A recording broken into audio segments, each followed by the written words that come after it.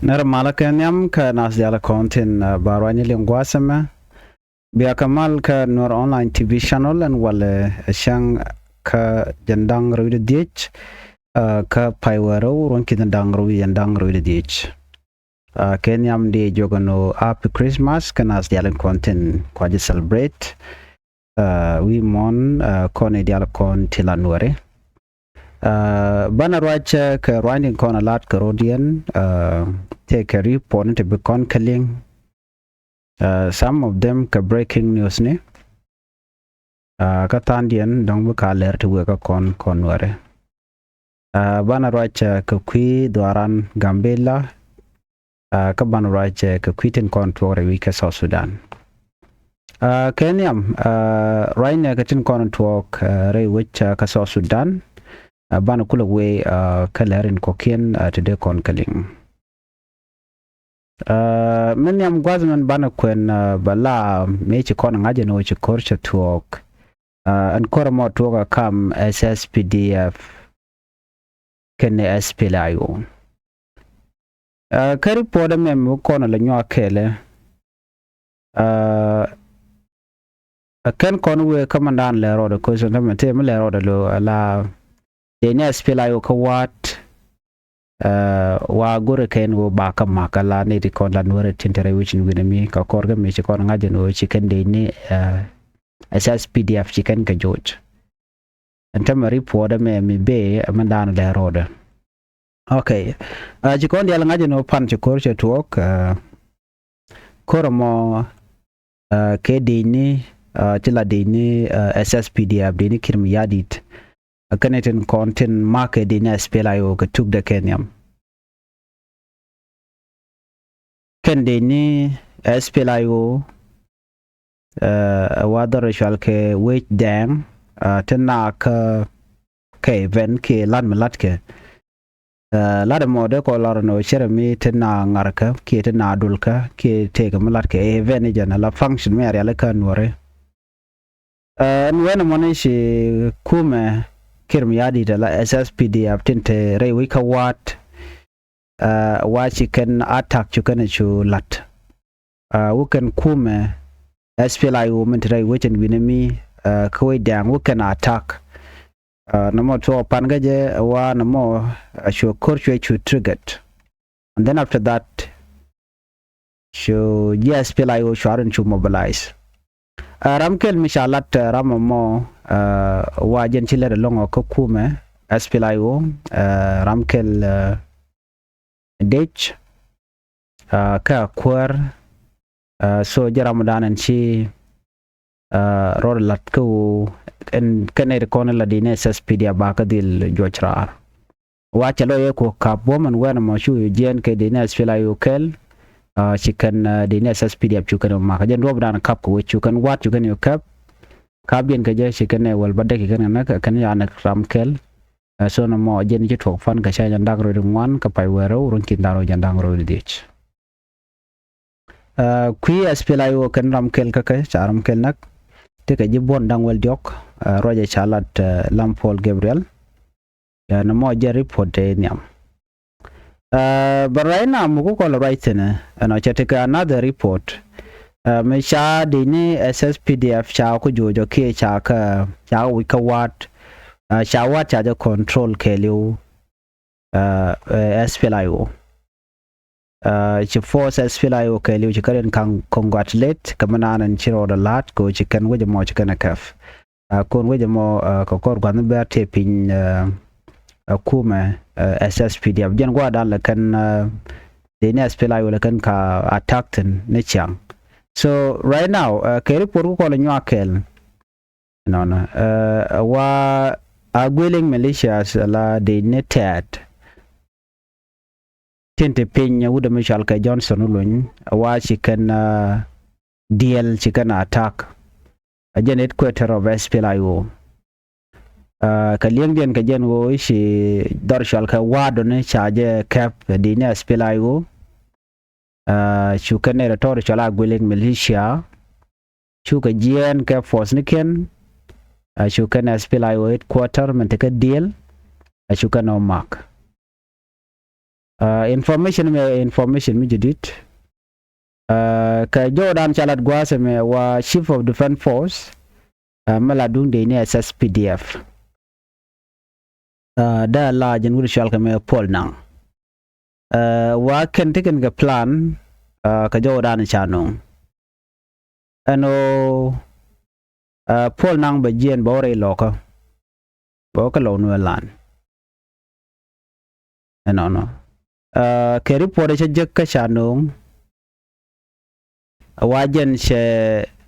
division dang jok 3 division nyin SSPDF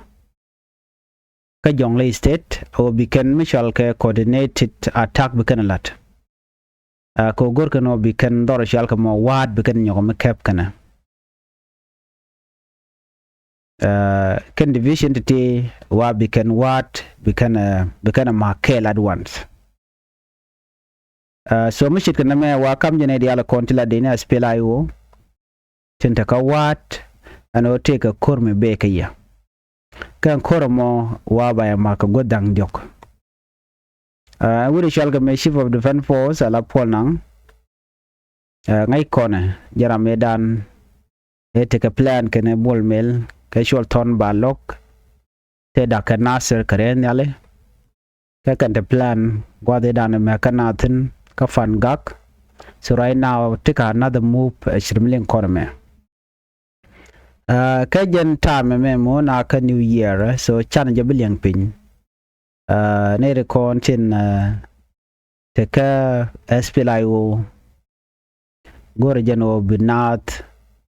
bidien be shunka ren yalla ne tam dere bok shiri ngai kona ren yal danan ngai kon yalla disha ko ngai kona dere bok gore jeno ne dial de gore laler bono re doran tongomi ne ten kontila de ne SPLIO dividend dere shunka all the forces ka joran chala da wade ga shunka kade karodian gang in case chimichana me yatwo kimi temi choda lat me changa de kon diala ngajenu chicken kon bugone yeah but what I know so far ka jodan chalat lanne kon dial wa ke ready anytime no one ko ngaya joneti la kana book all the time she something new but lanade lala no medong de tek na ja be jirun ana jogo no do tem le ro do gwas me de yen du da rishunga so na me bala mu we kaya ade yen mo de yen ling ko gore jeno ne di al bidien be rishunga whatever thing madeben aka do mo don sha ngach de yen yo ngaje no ngumto kuma spela yo no won ngai kon diala ano la widien la te shunga cher mai kon ko la ga ma na shang ngai kon diala no dorlo ko no mokeli wala lo nwelan gore jeno de ja control keliu chemana ngai kona kwa control ko creating content ke SSPDF la order cha kam ke kir gore je lo nwelan de ja control kir ma yadi keliu jene nen yene medan me jak Dr. Guy Koka Kobo chukon dial ne no chagu je no ne like de chetle plan me dong de ko de nong de na de ke liure loka but plan dien chicken dier ke mana lerot ku dier kan ko de kan kir de kan na jako da la ramadan nong de kwanya ne dial so na rami mo dong che kir sha nok so jiram la threat ka ku me kir me yadi so na me lerot so ko kuje mone der we kanye dial kon tilan wore no lata ja kanga jam dan le rodo meted kuma SPLIO of course ro realeka ngai kone no te ngai kane janu kane de mo ba makke ba book but chicken chit ke ordinary people gwadala na book tinene these are organized force ke dini are realeka it does not matter be kirbe ben be book ke bangu belel they are ready all the time chianga janu kan taken kamach torbiel content video kamach chop kadiok ka chicken torbiel lati yutante kon lati tarent ke dien chicken torbiel wan me gana captain de ren alba de boko ka so tingwana wene kamach so they gonna cap ko wat Tan other content la dini SSPD watan in sugaring door one can within what bane alo tauka rodian ko kane ko kwala use kirma yadit ano ne kun kwa yudin kwa influence ramen logo bianak ke biya moy kariyak so ajen plan dan te kirma yadit every poda me million kona me me judge you know me de kon dia ludan der chunka then are in realika ko in case me dong tem chor lat ade kon dia tika ngaida enran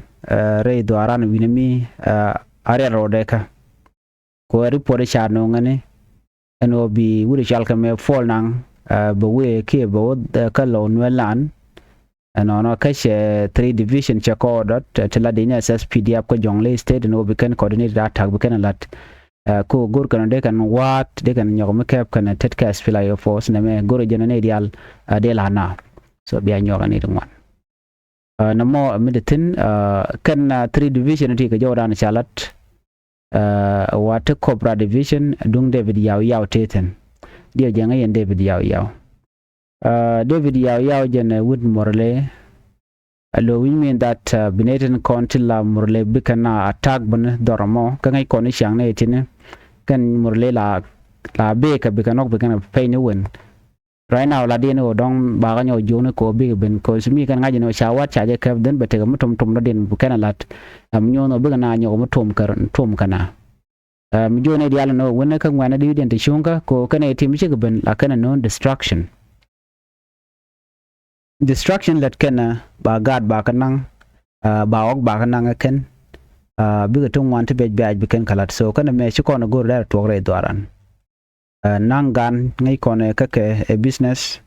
ka ngai kono bokon diala no murle yos kana wona lo kana de kono kwa use meti dan shunga teri mu de ben ga kon mala kon mala mam o dong me ken konan korea le ka ken nyam den bana kulo perten na mo chana chaka na la ri tungwa la ka no so de koran jogo no di we dan ade shunka every time dong te mi chalar kon baran la ler wane ka report dien mu de kon ling report dien gwaseme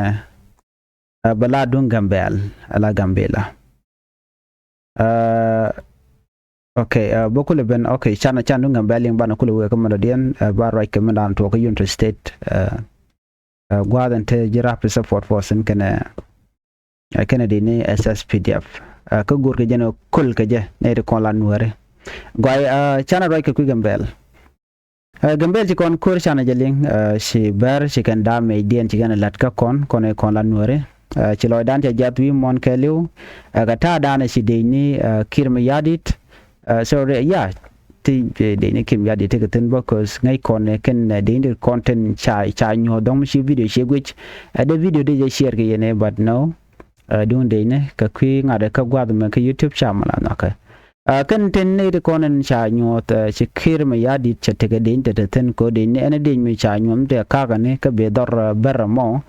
bu kon dial ngaje no de kirma yadit ko kan jel kan ka ga ne nying sa Sudan la nying SSPDF tan den kan jelo ne ke be ni ten ko la be ni Ethiopia te la be ne police ne ma ko kon la jene kan ber dial charo dien tol chen ngai konon chen tol everywhere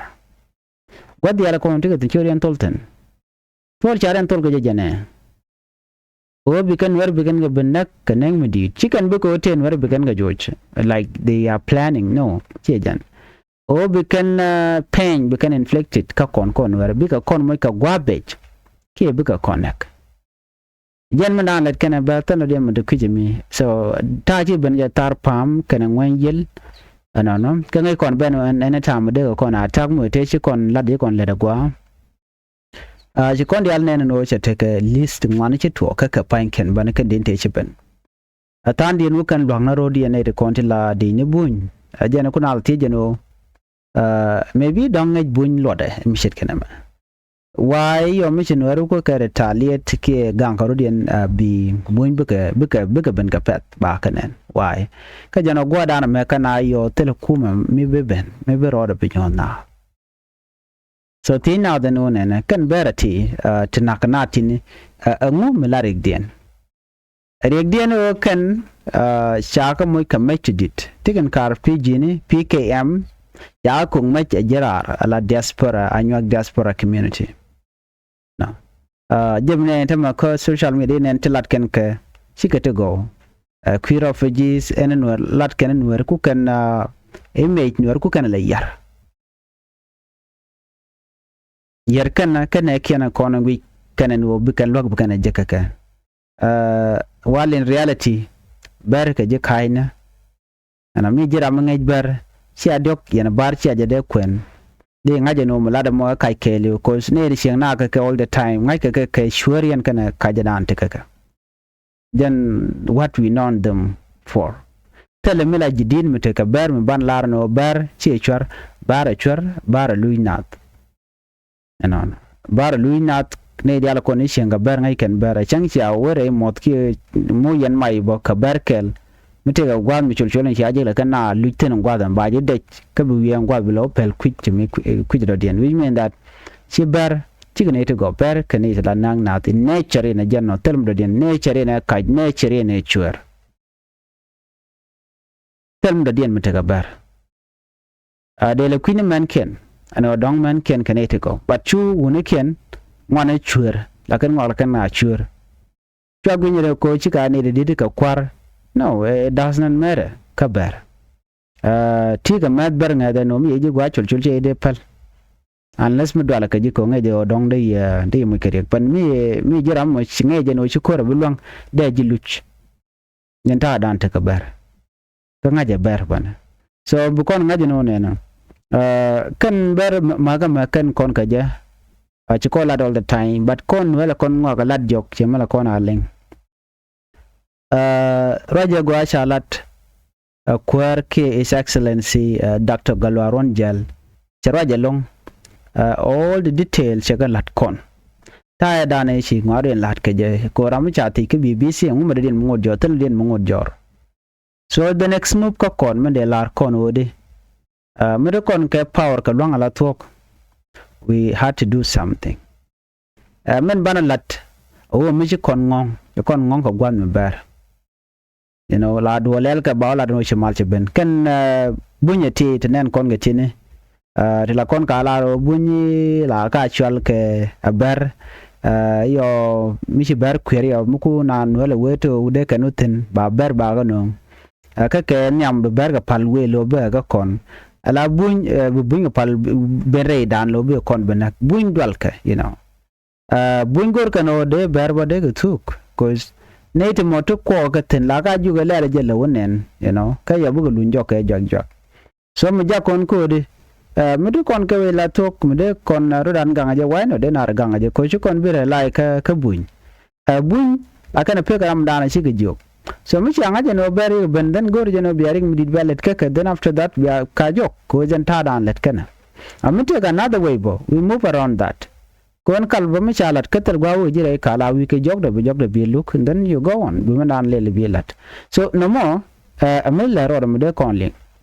ano ber la dia na obi kon na kala talk she obi kon jo it will not happen kula how many years tikana hon ano na kan kon but it did not work out so na me de kon ngaje no gambela doran kajen center ka kon ano to kon ne to refugees there's no denying on that to kon kana ko refugees la refugees tlaji South Sudan atite pin South Sudan but take pinga mbela pin Ethiopia so much ala kon dia refugees and kon logo but the kon chanak in the name of refugees kill and grabber ko janta dan lat ke barantama so ne me de kon capture we have all the power ko de kon advocate for that but da la ne ngwa dana tere teten show on social media show on but ko gwa dan tok do ten bigan kaine kaj pen a chan kaji kajen role buin ke le okay win mo no mo gwa dana tok rek ten kane den kon je be de not on social media be de je gwa men ko ala wala na social media ba je ber mo waka men were ke refugees tel mo de kan mo no nong there will be no force mo de bana ba kon binjo jana je de to ke gana ku pig debo che dem to na mo ko ber mi lar galar ke no were ke jen tan were lo gur gono bunwer to bugo dot bukana kula lo nak jen ta dan teketen ban were mon ke long eastern ji kain karwada chang na me kan te diale kan ka tuo kan ka kon man pot ade laro berto ta shi wicha da wi so Sudan jen ku kana la bom ka jama no she jan majority kan wari kwa gale chot pin de kon te langwan ya kwen de jogono ne la latilet ke UN kwar ka ber kan dial jen gwada na ku kala riangten mem bi chang ni jere la ron tema o chikariang chikan yo diale kan kan so tele kon kwarte te ka UN tema ne kon te la kwar ka tit chal ka ti ber cham generation la kam ke jiro refugees ko nen refugees point ji Sudan ku ga ben ji Ethiopia ku ga benefit ka Sudanese refugees yeah they are benefiting from them so chang malat ber mono bane ti ba ka joj ba ka nang etara ke liwa kai so tele tong mreten so na me gor jano de nyaga kon kel an ban nyo je ka lerodian gwasmen bele la mu check bom de kon le la manana to do shol kon me a unity state no ka unity state te ka jom chalat okay unity state chalat no ne di ti tela nuareto gorgo kal ga pin no message me dere kulu ka bul nuar ka jom chalat wakan cha general ken cha ka mo ke yo ko bikan ngana nuar dial dai wucin binami ka bul nuar community abika ngana ken tinte ka mayom kana tinte gwana dialan wana mo bikan ka gor bikan ka mobilize ko buko nyen ke pona chal ka rap support force right now mi le roda intama milatke ko jang ci kana goro nyen kan ke rap support force kan ne de toto te la general to ko ne ya mu ke yo ko an jang ya lara kel kan la ya gor kan win met ci kan mandana le roda ci kana gor so mi ci kan ngaci ko risha ben la wo karodian so ban wer ba ko waktan won wer we are tara koromo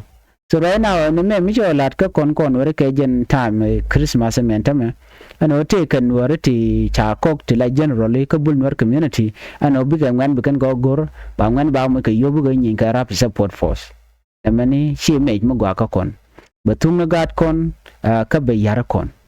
so yene de kon la ngwan wer ka bul wer community gor yen gwech ngwa ye cha use commission kon benefit and we feel more to concur connect to jang tine. Do not go there. Do not follow those order. Chuckling. Ko take do a very important learning work community ka. Mi ajogo no ya nyine ka rapid support force. Aka nyin kan de kontila SSPDF chi korun ti na koro ko ken gwadame. Ano yen nyin cha o yal feel cha janang. Tell mu go benefit but there's nothing that benefits you. Ko benefit ne kirm yadit kan share money. Why do you have to fight for that? Rapid support force kan ile tar kan shondien no ka kuma so mi gana ka ngwal mo choko gwa ko how many year to korerika jinchi makap ke salary te yuri mi jekten and oil nothing sham ga kin yadit karwade why do you have to go and give your life for no reason something that does not benefit you why